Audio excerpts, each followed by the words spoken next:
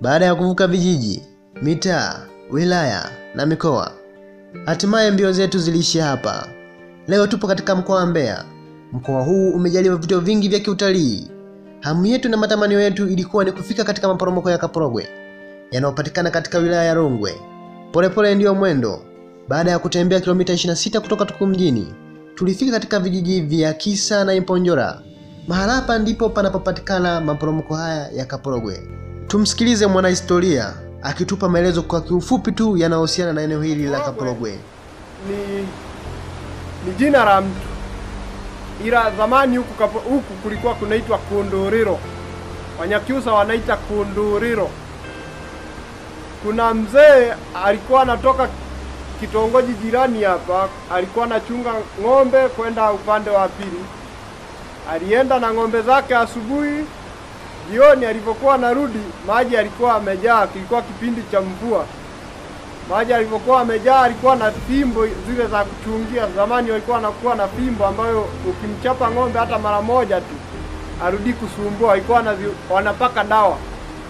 Ile fimbo ikampokonyoka mkononi wakati anavuka hapo mtoni. Alitaka ifuate ile fimbo, bahati mbaya akadondokea huku chini kwenye maporomoko. Yule mzee baada ya kuonekana yuko hai na kuanza kutoa hadithi hizo kwamba nimedondoka kule mtoni kule Kunduriro, watu wakaanza kusema basi kule kutakuwa kunaitwa Kaporogwe. Yule mzee alikuwa anaitwa Kaporogwe, yule mchunga ng'ombe. Ndivyo jina la Kaporogwe lilipopatikana. Mpaka sasa hivi tunaita Kaporogwe. Kwa hilo bwawa hasa wavuvi ndo wanalitumia sana, ila kwenye swala la kuogelea wanaogeleaga sana wanafunzi wakijaga huku. Chanzo cha maporomoko haya ni mto Kala unaosababisha eneo hili kuwa na sifa za kipekee. Pamoja na hayo, jambo linaloshangaza zaidi katika maeneo haya ya Kaporogwe ni kuwapo kwa hili pango. Pango hili basi, mpenzi mfuatiliaji, ni pango la kihistoria. Pango hili la enzi na enzi. Pango hili kwa mujibu wa tafiti za kihistoria inaeleza kuwa lina uwezo wa kuchukua idadi ya watu wasiopungua 50 na wasiozidi 80.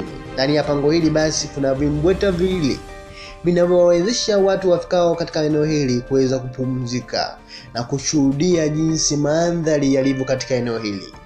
Kwa mbali utaona maji yanavyoporomoka, kwa mbali utaona milima na uoto wa asili mzuri unaovutia. Pia inaelezwa kuwa eneo hili la pango lilitumika kama maficho ya wakoloni katika kipindi cha vita ya pili ya dunia. Kuna mengi ya kujifunza kuhusiana na maporomoko haya ya Kaporogwe. Kwa wewe ambaye ni mwanafunzi, basi ni fursa kwako wewe kuweza kufika eneo hili ili kuweza kujionea physical features nyingi sana zinazopatikana maeneo haya. Pia kwa wewe ambaye unapenda utalii wa ndani, ni fursa sasa kwako wewe kuweza kufika katika eneo hili ili kuweza kujionea mambo mengi yanayohadisiwa na wengi wanaopenda kuhadithia kuhusiana na masuala ya kiutalii kwa mambo yanayopatikana katika eneo hili. Nikuombe tu uweze kufika. Langu jina ni Malko John, ama waweza kuniita Teacher John. Usisahau kusubscribe katika channel yetu, na hapo katika upande wa description tumekuwekea linki mbalimbali za makabila unaweza kupitia ili kuweza kujifunza zaidi kuhusiana na tamaduni zingine za watu mbalimbali. Hizo ndizo makala tulizojikita nazo zaidi katika kukuandalia kwa sisi Mzalendo TZ ama Teacher John channel.